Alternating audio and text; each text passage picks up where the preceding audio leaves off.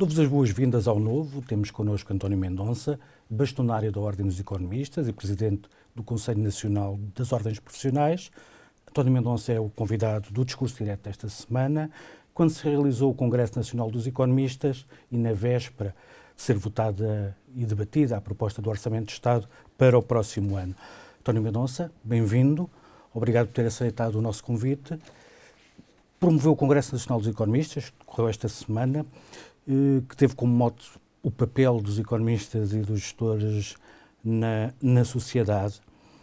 E na sua intervenção inicial disse que o quadro de instabilidade em que vivemos aumenta o grau de responsabilidade que temos enquanto profissionais e cidadãos.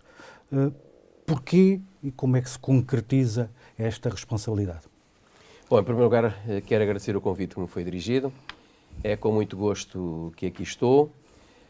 E para ir, enfim, procurar dar uma resposta muito direta à sua questão, enfim, os tempos de incerteza, a instabilidade que nós vivemos no plano internacional, no plano nacional, sistematicamente com aquilo que os economistas chamam a produção de choques externos sobre a atividade económica, coloca sem dúvida, enfim, muitos problemas, muitos desafios. É muito difícil fazer previsões. Aliás, nós vamos ver, até mesmo em relação ao orçamento de 2023, se nós olharmos para aquilo que era o enquadramento macroeconómico, aquilo que eram as perspectivas, aquilo que se pensava que iria resultar, foi tudo alterado, não é? O plano das receitas, o plano das despesas, pensava-se que era um déficit, passámos a ter um excedente, e até parece que até ainda agora está a surpreender as expectativas em matéria de dimensão. É natural, não é? Portanto, a ciência económica cada vez mais procura ter uma percepção e tem desenvolvido muitos instrumentos para se aproximar, tanto quanto possível, daquilo que é a dinâmica da economia, mas há sempre imponderáveis, e ninguém estava a pensar, não é? Quando nós olhamos para aquilo que foi a evolução da economia, nos últimos 20 anos, mas particularmente a partir da crise de 2008-2009, da crise financeira internacional, ninguém pensava que esta sucessão de acontecimentos se iria produzir, não é? Portanto, nós ainda não tínhamos recuperado completamente, nem nós, nem a economia mundial, dos efeitos, que aliás, de certa maneira, ainda se prolongam da crise financeira de 2008-2029, vem a Covid. E que teve impactos bastante fortes em termos económicos, como se sabe. Ainda não se havia, ainda não se haviam esgotado os efeitos da Covid, vem a guerra. E antes disso, o arranque da Covid tinha provocado o regresso da inflação, daquele terror, não é, que normalmente se tem relativamente à inflação. Quando, se estava a pensar que as coisas entravam minimamente em controle, basta olhar para aquilo que se dizia relativamente à inflação, que era o fenómeno passageiro, que era o resultado, digamos, dos constrangimentos anteriores que progressivamente se iriam resolver.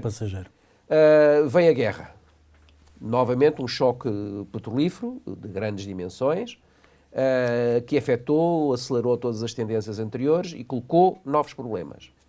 E pouco depois da guerra, não é? Novamente agora, uma nova guerra no Médio Oriente, que pode ter impactos muito sérios. Vamos lá ver, até agora parece que as coisas estão minimamente controladas do ponto de vista da expansão para a região, não é? Mas não se sabe, não é? Quer dizer, isso aí, de um momento para o outro pode suceder qualquer coisa, com impactos significativos também, seguramente, no setor energético e não só. E não sabemos exatamente as consequências, por isso é que eu também tive a oportunidade de ser no Congresso, que nós tínhamos que olhar para as conclusões, não apenas para as discussões, mas para as conclusões com humildade, com modéstia, devendo estar preparados para, enfim, nos próximos dias, se calhar rever uma série de posições que foram ali discutidas no Congresso, mas eu penso que, apesar de tudo... São obrigados a ter uma maior capacidade de reação e de adaptação. Foi por isso que no lema do Congresso sublinhou os desafios do presente em vez de projetar o futuro como é norma? Claro, mas eu tive a oportunidade de explicar que normalmente toda a gente os desafios do futuro, os desafios do futuro. E isso pode significar que nós esquecemos o que é que temos que fazer já, porque o futuro constrói-se hoje. É com as decisões de hoje que se constrói o futuro. Quer dizer,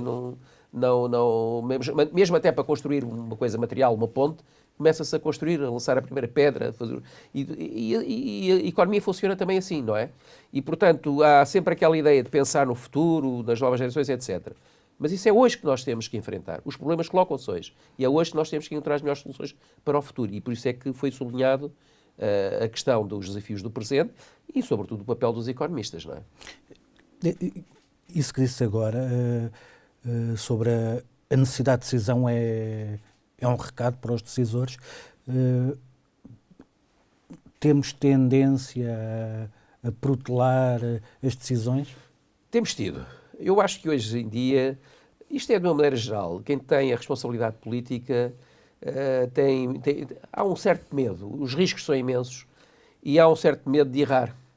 E, portanto, as decisões, sobretudo aquelas decisões que implicam mais compromissos, enfim, são muitas vezes adiadas. Aliás, eu fiz questão de trazer para o Congresso uma palavra que utiliza muito até no domínio da economia, que é a procrastinação, não é? Exato. Que é um termo assim um bocado gongórico, não é? Para significar a tendência que nós temos para adiar as soluções, para adiar a resposta aos problemas, por várias razões. E penso que uma delas é mesmo o receio dos riscos, não é? É o receio que se possa tomar uma decisão que se venha a revelar desajustada, ou, enfim, tomar certas responsabilidades, depois mais tarde as pessoas podem ser chamados precisamente por conta dessas responsabilidades. Portanto, há aqui um certo medo que eu acho que não é só em Portugal, acho que é de uma maneira geral, que se traduz, por exemplo, na dificuldade em tomar decisões relativamente a grandes investimentos e que tem sido, e que se tem agravado. É evidente que a conjuntura cria condições favoráveis para que esse tipo de atitudes se manifeste, mas eu acho que temos que ultrapassar isso, temos que combater isso, porque é dramático para o país. Quer dizer, o país corre o risco, e isso também lá foi sublinhado no Congresso, não apenas por mim, mas pela generalidade das intervenções, corre o risco de estar muito a olhar para os sucessos do presente. Enfim, é inegável que a economia portuguesa teve performances muito significativas, enfim, nos tempos mais recentes, nos últimos 2, 3 anos, com efeitos muito positivos a vários níveis, designadamente em termos das finanças públicas, não é? Que é uma das grandes questões, quer a nível interno, quer a nível internacional.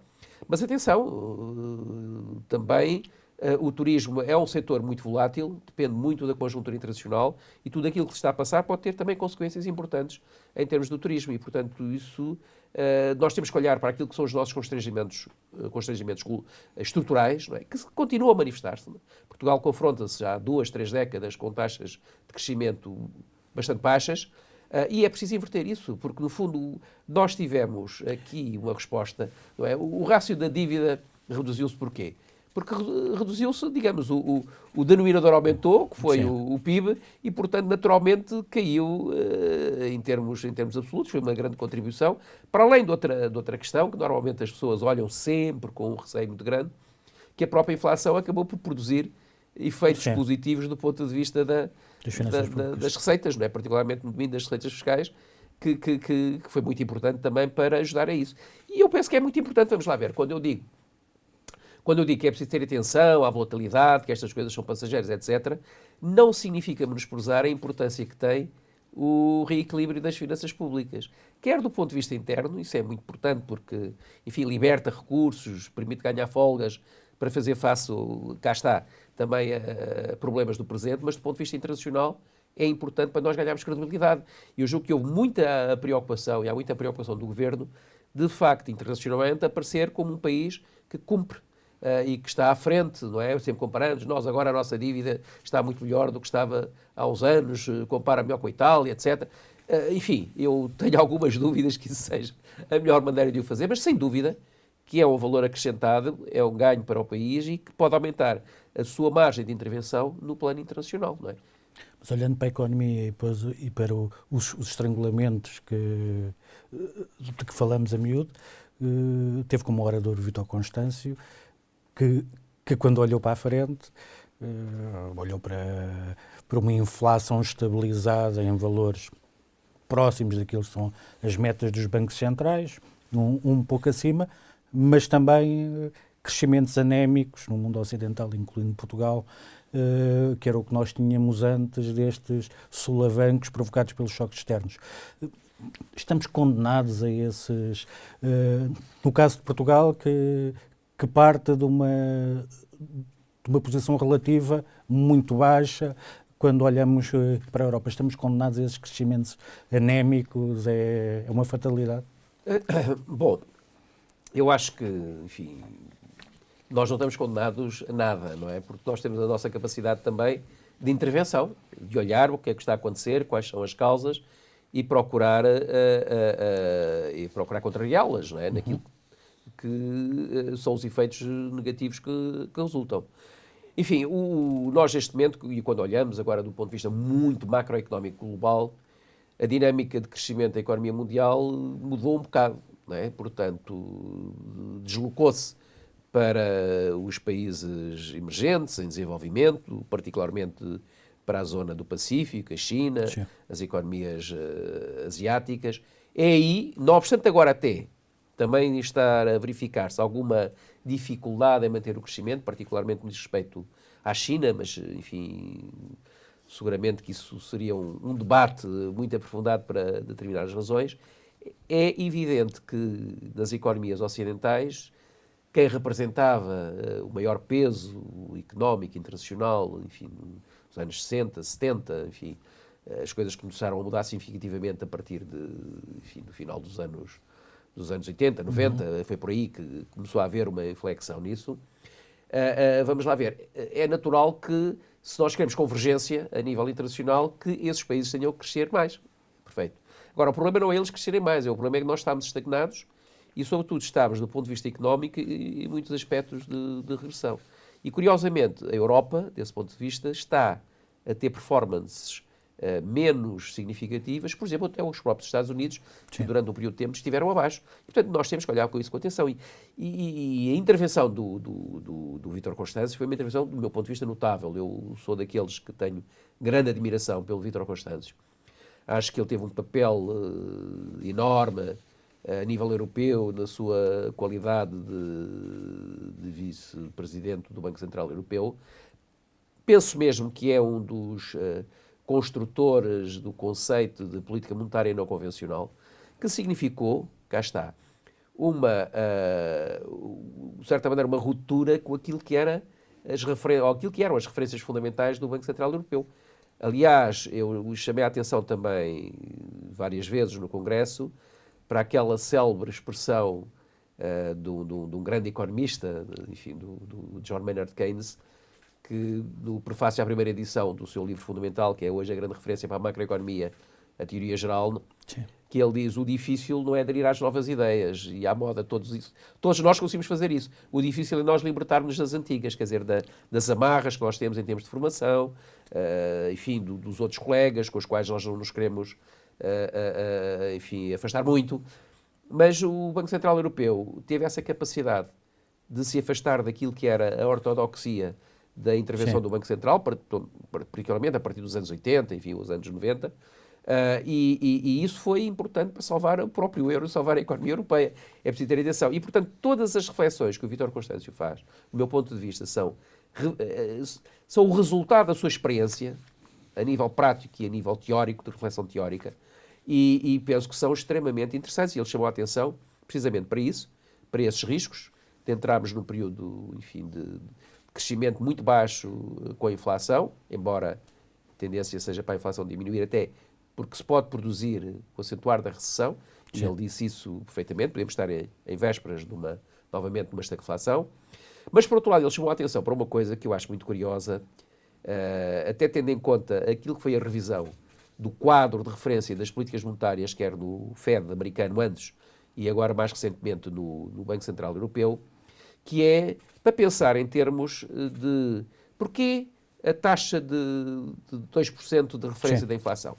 Bom, havia várias justificações, que não importa agora justificar porque é que se escolheu os 2%, mas a ideia era que a taxa de inflação devia ser tanto quanto possível próxima de zero, não é? E ele diz claramente, então, nós temos um novo normal, nós temos que olhar para a economia, para aquilo que ela produz, e provavelmente 3% neste momento talvez se justifique mais do que os 2%. Porquê? Porque permite atenuar a tendência que a política monetária atual tem para ter uma postura, vamos lá, restritiva, recessiva, que pode, efetivamente, prolongar e contribuir para uma recessão muito forte, na economia global, e particularmente na economia europeia, em particular, mas que no contexto atual, de incerteza, de acontecimentos geopolíticos que podem alterar tudo de um momento para o outro, podem criar situações muito complicadas do ponto de vista económico, não é? Nós vamos sair para intervalo, mas antes disso, uma última pergunta nesta parte. O que é que podemos retirar de tudo o que foi falado no Congresso? Quais são as linhas principais daquilo que ficou, o desafio que lançou para se discutir o presente? Quais são os desafios do presente? O que é que ficou disso? Não, ficaram, vamos lá, o Congresso é muito diversificado. Sim. Do ponto de vista das temáticas. No primeiro dia mais de natureza macroeconómica, no segundo dia mais empresarial, mais microeconómico. Muita coisa ficou. Mas eu acho que há uma ideia geral, enfim, que pode, de alguma forma, resumir tudo aquilo que nós já estivemos aqui a conversar, que é que nós não podemos ficar parados a ver como é que as coisas vão correr, não é? Nós temos que intervir. Julgo que é importante dar atenção, num plano mais geral, à necessidade de evitar que a economia mergulhe numa recessão de consequências, de facto, imprevisíveis. Há necessidade também de uma coisa que é importante no plano económico, mas depois até o nosso Presidente da República acabou por referir esse aspecto, e que é isto. Num quadro em que a tendência é para a fragmentação, para a desglobalização, para um ressurgimento, digamos, das tendências nacionalistas, mas para além daquilo que seria normal, acho que é importante nós termos uma postura, vamos lá, calma, sensata, e procurar contrariar isso. E, portanto, acho que é importante pensar as coisas naquilo que nos diz mais diretamente respeito a nível europeu. E, portanto, acho que a Europa tem que pensar verdadeiramente de como evitar, de como atenuar que novamente mergulhemos numa recessão profunda. Eu penso que o Banco Central Europeu, com as decisões de ontem de não aumentar as taxas de juros, eu acho que já não o devia ter feito na reunião anterior, mas agora fez. Está dividido, há muitas pressões, mas acho que foi uma decisão importante. Mas atenção, a economia não vive só... A economia não vive só da política monetária, não é? Há outras políticas e, portanto, tem que haver um grande esforço de integração das políticas. A política orçamental, quer em Portugal, quer no contexto europeu, é importante. E é importante resolver problemas imediatos, dar resposta, de facto, aos efeitos mais negativos, sobre os mais desfavorecidos, sobre as empresas, mas também do Congresso saiu esta ideia que nós, nos últimos tempos, temos estado muito presos a resolver problemas. Atender a isto, atender àquele. Muitas vezes damos resposta aos problemas em função de quem grita mais, não é? E de quem tem mais força. E tem que haver tempo de pensar também as coisas de forma estrutural, não é? E, portanto, articular as respostas que estão a ser dadas agora, mas sem descurar esta visão de natureza mais de médio e longo prazo, aquilo que eu chamei de uma visão mais estratégica, que é importante conciliar, porque, no fundo, cá está. O futuro faz-se hoje, não é? E esta articulação é muito importante. Vamos falar isso na segunda parte. Vamos só sair para um breve intervalo e voltamos já. Estamos de volta à entrevista com António Mendonça. António, para fecharmos a primeira parte, só uma referência à questão específica da Ordem dos Economistas ou das ordens profissionais, sendo o presidente do CNOP, que referiu no Congresso, de uma forma muito veemente, criticou o processo da revisão dos estatutos. Aliás, foi no que foi apoiado pelo Presidente da República. O que eu lhe perguntava é, tendo chegado aqui, quais são as expectativas que tem? Vai haver uma abertura do processo? Vamos voltar a discutir o que foi aprovado, já que não se optou por aquela solução minimalista que Marcelo Rebelo de Sousa sugeriu? Bom, não sei. Eu sou otimista por natureza, não é? Não obstante se dizer que os economistas têm sempre uma tendência para ser pessimistas, não é? Eu, por natureza, sou otimista. Olho sempre para o futuro, não necessariamente vamos sempre sendo melhor, mas enfim, acho que é sempre possível encontrar soluções para os problemas. Cá está. Vamos lá ver, o que se passou na sessão final de votação das propostas, eu diria que é no mínimo surrealista, não é? Porque os próprios intervenientes e fundamentalmente os decisores enfim, sobre as profissões finais, que aliás que eu ainda não sabemos, porque houve uma série de avocações e necessidade de introduzir melhorias, coerência do texto, etc. Portanto, eu pelo menos não tenho ainda nenhuma versão final e portanto não sei. Mas houve muito, vamos lá, acho que as pessoas estavam à espera mais, até porque havia a sensação que parte das propostas que tinham sido feitas no sentido de melhorar a legislação, pelo menos do ponto de vista das ordens, iria ser contemplada. Enfim, posso dizer que a Ordem dos Economistas não foi das principais, digamos, afetadas do ponto de vista do exercício. Há coisas com as quais nós concordamos e que ficaram lá, que procurámos resolver, mas, enfim, não penso que seja por essa razão que nós vamos modificar substancialmente o nosso modo de intervenção. Mas, enfim, houve outras ordens que ficaram extremamente surpreendidas com as decisões finais, porque pensavam que ia lá estar uma coisa e saiu outra, não é? E, aliás, como eu estava a dizer, a votação é um bocado surrealista porque os próprios intervenientes chegaram à conclusão que o processo tinha feito de forma atabalhoada, que não era propriamente uma forma, enfim, de trabalhar democraticamente, enfim, utilizaram várias expressões que eu agora não tenho precisas, mas terminaram com isto. Bom, acho que nós estamos disponíveis, inclusive a maioria parlamentar que aprovou os projetos, não é? Nós estamos disponíveis para iniciar a revisão da revisão, não é? Exatamente. Enfim, é o reconhecimento, de facto, que tudo não foi feito nas melhores condições, não é? Portanto, o tempo que foi dado para a discussão foi mínimo. Enfim, comparado com aquilo que tinha sido a anterior revisão, em que foi pedido às ordens para fazer uma proposta para depois o Governo analisar e propor à Assembleia. Agora foi, quer dizer, recebemos aquilo tudo. Tecnicamente... Uma medida a adaptar-se a todos o que Exatamente. Também, enfim, nós temos coisas que parece que somos a ordem dos advogados, relativamente aos estágios, quer dizer, coisas... Tecnicamente aquilo deixa muito a desejar, não é? Enfim, e sem dúvida que maus estatutos prejudicam, quer dizer, podem não alterar substancialmente a intervenção das ordens, mas prejudicam. Mas há aqui um problema que é fundamental, que tem a ver com o seguinte: procurou-se também, ao longo deste processo, transmitir a ideia de que as ordens eram coisas terríveis, corporativas, só tinham esses interesses, que dificultavam o acesso dos jovens às diferentes profissões. Eu acho que não é correto, vamos lá, porque as ordens, não estou a falar da sua origem, enfim, temos que ir ao século XIX para ver como é que elas se tiveram. Mas hoje as ordens, enfim, há umas que podem ter mais ou menos viés, vamos lá, corporativo, mas têm evoluído e hoje em dia são instituições fundamentais até para o próprio exercício da vida democrática. Repare que as ordens agrupam 500, 600 mil quadros, pessoas altamente qualificadas, que importa mobilizar, não necessariamente para, enfim, pensar que tudo aquilo que diz que tem que ser levado, mas acho que qualquer governo tem a obrigação e tem o interesse de ver o que é, de ouvir, de ver e discutir com as ordens soluções para os problemas do país, não é? E, portanto, é evidente que as ordens têm que evoluir e evoluíram.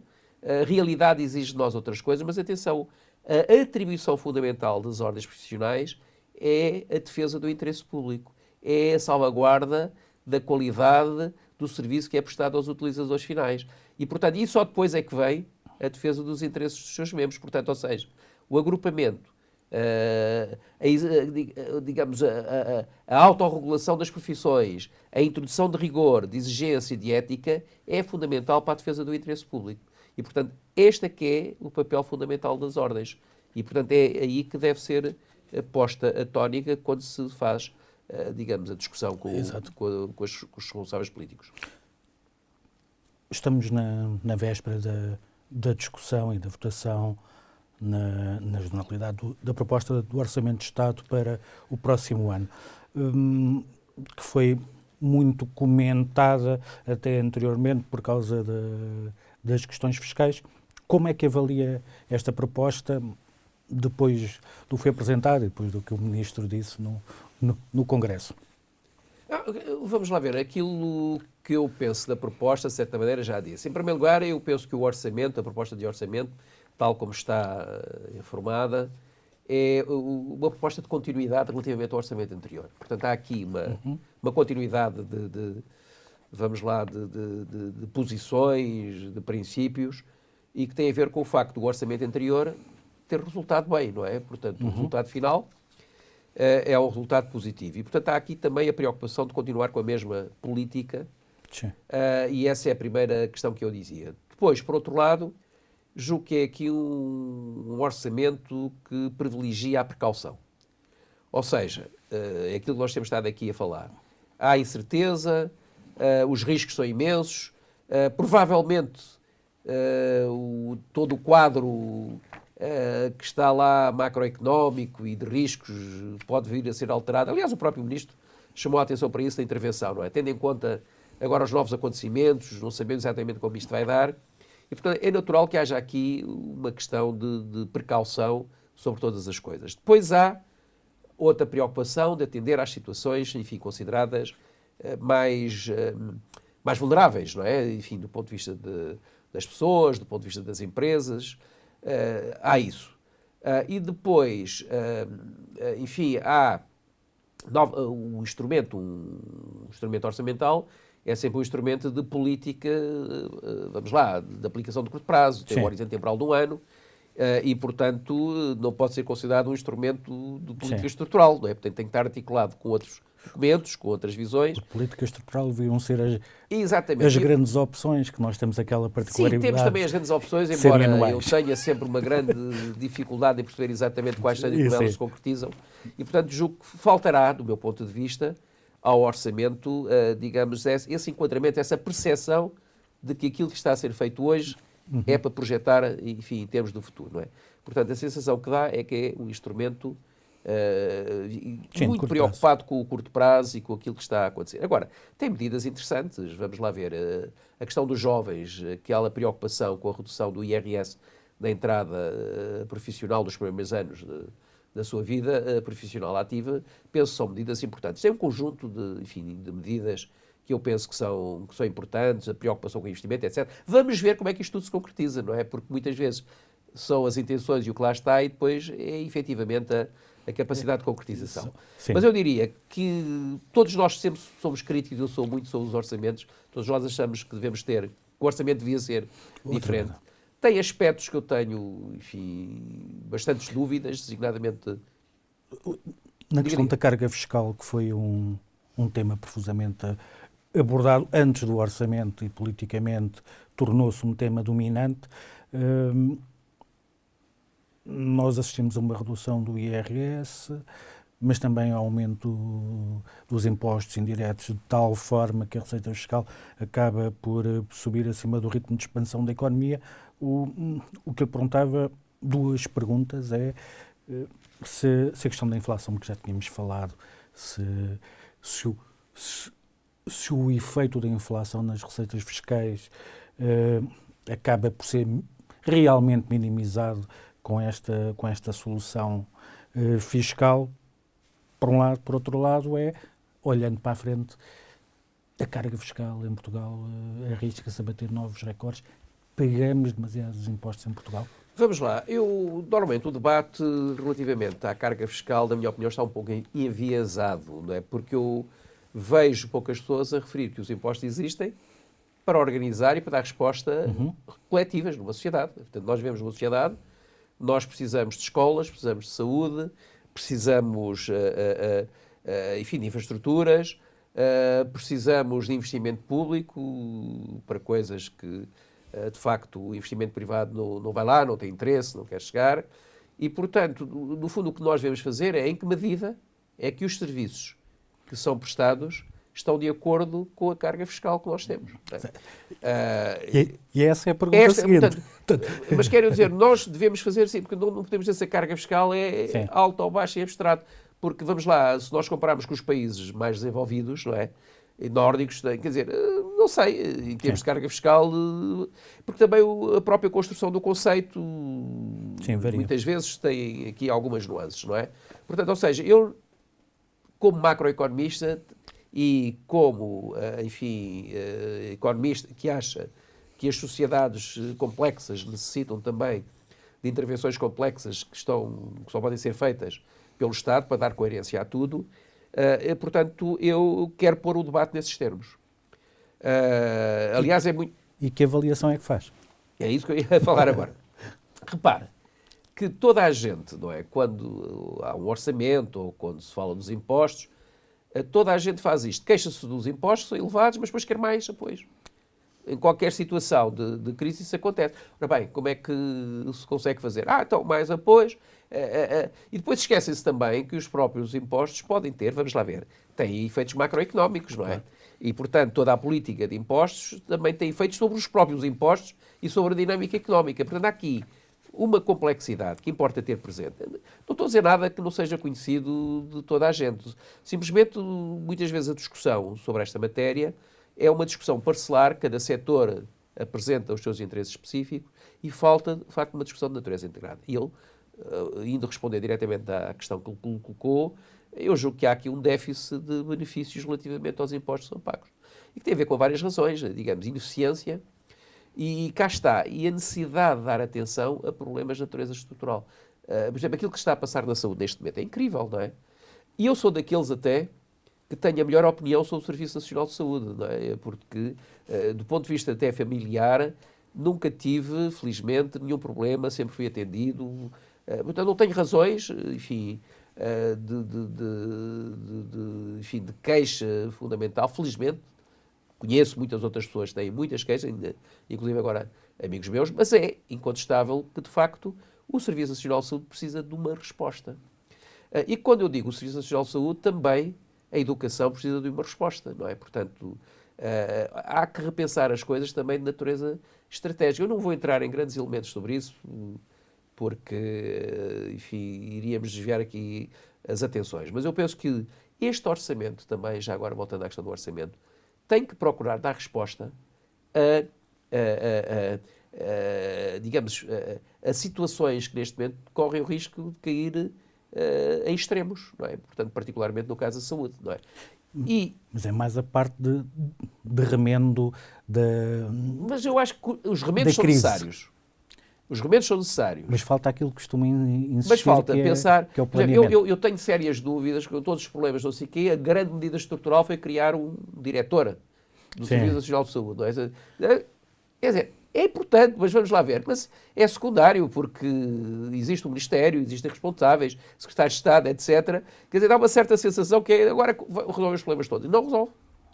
Não resolve. É evidente que pode ser uma pessoa ótima, enfim, e espero que seja, tem pelo menos currículo e tem provas dadas sobre isso, mas há aqui um problema seríssimo que é preciso resolver do ponto de vista estrutural. E há um problema que as pessoas não gostam de falar, mas que eu falo, que tem a ver com as condições de trabalho, designadamente com o nível de remunerações. São setores, cá está, altamente especializados. Sim. Aquela história das horas extraordinárias dos médicos, quer dizer, eles trabalham efetivamente muito, não é? E não só isso, e a nossa vida está na dependência deles. E, portanto, de facto, enfim, o nível de... eu julgo que não tem havido a capacidade de pensar de uma forma integrada a valorização das carreiras profissionais. Isso é um problema que remete para o problema das classes médias, não é só dos médicos, não é? Que é o que aconteceu às classes médias, e mesmo a classes médias até com remunerações mais elevadas, que são normalmente setores que têm um papel fundamental na sociedade em termos de introdução de dinâmicas de inovação, de dinâmicas económicas gerais, etc. E que têm, do ponto de vista do seu poder de compra, sido muito maltratadas, não é? Isso é mau, isso tem consequências muito negativas para a própria economia, não é? E, portanto, quando me diz, e há pouco, voltando, quando falámos do orçamento e, portanto, da diminuição de taxas marginais do IRS, não sei se ele se podia ter ido um pouco mais além, particularmente nos setores mais de maior remuneração, não é? Porque isso pode ter um efeito positivo na diminuição da economia e gerar mais à frente mais impostos, porque vai de natureza, menos fuga, alargamento da base de arrecadação fiscal, etc. Não é? Portanto, há aqui, penso eu, uma timidez de atacar esses problemas que eu tenho sérias dúvidas que seja correta. Não é? Insisto muito na necessidade de se investir no planeamento e no planeamento estratégico, mais especificamente. Continua a ser um déficit óbvio. Como é que resolvemos isto? É óbvio. É óbvio. Não fala-se muito, visão estratégica, mas depois na prática não existe rigorosamente nada. Quando nós olhamos para grandes... Enfim, normalmente vem sempre isso para cima da mesa, mas é um exemplo paradigmático, não é? A questão do aeroporto. Sim. Sistematicamente a discutir, quer dizer, uma coisa que se arrasta há 50 anos. Repara, há 50 anos parece que era mais fácil tomar decisões, mas depois não aconteceu, por várias razões, incluindo depois as transformações políticas, não é? Grandes bandeiras, hoje em dia, da nossa economia, tiveram origem em planeamento estratégico, não é? Desde o Sines, a Alqueva, enfim, e hoje são grandes bandeiras, não é? Portanto, o planeamento estratégico é fundamental. Evidentemente, não é um planeamento estratégico nos anos 50, não é? Quando estava a sair da Segunda Guerra Mundial, havia, enfim, uma grande necessidade de programar tudo, recuperar rapidamente, etc. Quer dizer, é um planeamento estratégico de uma natureza diferente, tem contributos teóricos, contributos de experiências que foram feitas, mas é fundamental articular isto tudo, não é? Saber, vamos lá ver, o próprio turismo tem que ser pensado de natureza estratégica, não é ir apenas na onda, porque tivemos o maior ano de afluxo turístico, de receitas, etc. Mas amanhã isso tudo pode mudar. É preciso integrar o turismo na diversificação da economia portuguesa, o outro aspecto que foi falado no nosso Congresso, que é importante. A reindustrialização, quais são os setores que nós temos? Não é repensar, podemos reconstruir o Portugal do passado, não tem sentido absolutamente nenhum. Agora, interessa ver quais são as tendências que estão a ocorrer na Europa, como é que nós nos podemos articular com a Europa, com as próprias orientações de reindustrialização, o que é que está a acontecer no mundo. Por exemplo, os Estados Unidos, neste momento, estão a fazer uma política altamente intervencionista, não é? Sim. Altamente intervencionista, no fundo, de chamar novamente para casa setores, empresas fundamentais que foram para fora e que deixaram por dizer que isso depois tem consequências também negativas internas, particularmente nos contextos de crise que estamos a atravessar. António, estamos mesmo na reta final, só mais uma pergunta. O Presidente da República, na intervenção que fez, alertou para duas coisas. Uma é a necessidade e o processo em curso das organizações da sociedade civil se transformarem, mas também aquilo que referiu há pouco no quadro político de podermos assistir a uma fragmentação que dificultará, lá está, o planeamento, o pensar a prazo. E o que eu lhe pergunto é, essas organizações, por exemplo, os parceiros sociais que foram referidos, precisam se reinventar? Os partidos do arco do poder, do chamado arco poder, precisam se reinventar para se adaptar aos novos tempos? Enfim, não sei se precisam reinventar. Adaptar aos novos tempos, seguramente que o têm que fazer, não é? E essa afirmação do Presidente da República é extremamente importante, porque ela também tem a ver com tudo aquilo que nós dissemos aqui, não é? Com a alteração do quadro geoeconómico, geopolítico à escala internacional, com as grandes tendências que estão a ocorrer no domínio da globalização versus desglobalização, com a fragmentação que se está a produzir no plano das relações internacionais. E, portanto, corremos sérios riscos. Aliás, eu queria aqui chamar a atenção para a intervenção que foi feita lá do presidente da International Economic Association, Danny Roderick. Precisamente a sua intervenção foi focada nas grandes alterações que estão a ocorrer a nível da economia global. E ele pintou lá 3 cenários, não é? O cenário bom, o cenário mau e o cenário feio. Mas, vamos lá, existe, enfim, ele no fundo defende um cenário bom, que é um certo retorno à cooperação internacional, a Bretton Woods, mas com a introdução de uma nova realidade que é os interesses nacionais, digamos, dar maior conciliação com esses aspectos. O que são ideias, enfim, que me parecem extremamente interessantes. O que o Presidente da República faz é traduzir isso também no plano político interno. Quer dizer, já está a ocorrer, vamos lá, o que está a ocorrer em termos de fragmentação política tem a ver com tudo aquilo que está a ocorrer a nível internacional, a nível geoeconómico, a nível geopolítico, não é? Mas já está a acontecer na Europa, é uma mancha de óleo que pode ter tendência a alastrar e que aqui também em Portugal possa vir a ocorrer, não é? Portanto, hoje temos uma maioria absoluta não há garantias de que isso possa continuar. Nem sei se é importante, mas é importante que as forças políticas, o que eles chamam a atenção do quadro democrático de integração, tenham a capacidade de também pensar nestes termos e de verem o que é que tem em comum para poder avançar, exatamente no âmbito de encontrar consensos relativamente às questões estratégicas. Aliás, foi muito curioso, não sei se existiu, no próprio debate, mais concreto sobre o orçamento, num painel que se seguiu, em que teve os dois líderes parlamentares do Partido Social Democrata, o professor Joaquim Sarmento e o professor Eurico Brilhante Dias, do Partido Socialista, se formos ver bem, há uma grande convergência de posições relativamente à necessidade de uma revisão do sistema fiscal, enfim, mas feita com pés e cabeça e não a partir do somatório de coisas existentes, não é? Houve também o consenso relativamente à necessidade de articular os impostos com os benefícios. Portanto, existem condições objetivas para haver acordos. E muitas vezes nós vemos que as divergências são de palavras, quando vamos à substância não vemos diferenças nenhumas substanciais. E acho que esse foi o alerta principal do Presidente neste campo. Se não queremos os extremismos, quer dizer, quem está ali no centro tem que pelo menos chegar a acordo em questões essenciais. António, mesmo para terminar, voltando ao princípio e à responsabilidade, quem tem competências, foi Ministro das Obras Públicas, está na Academia, ainda se vê ocupar cargos executivos na política ou esse tempo já passou para si? Quer dizer, não está propriamente nas minhas preocupações, no meu horizonte, não é?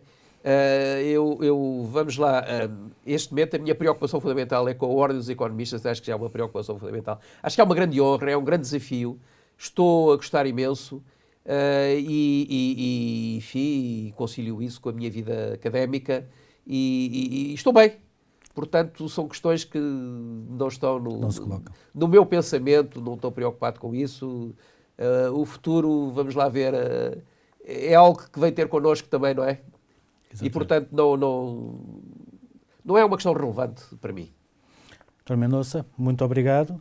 Obrigado a quem nos acompanhou. Esta entrevista será publicada na edição impressa do Novo. Estará disponível em jornaleconómico.pt, em o novo.pt, onde poderá também seguir e acompanhar as últimas notícias da atualidade. Obrigado.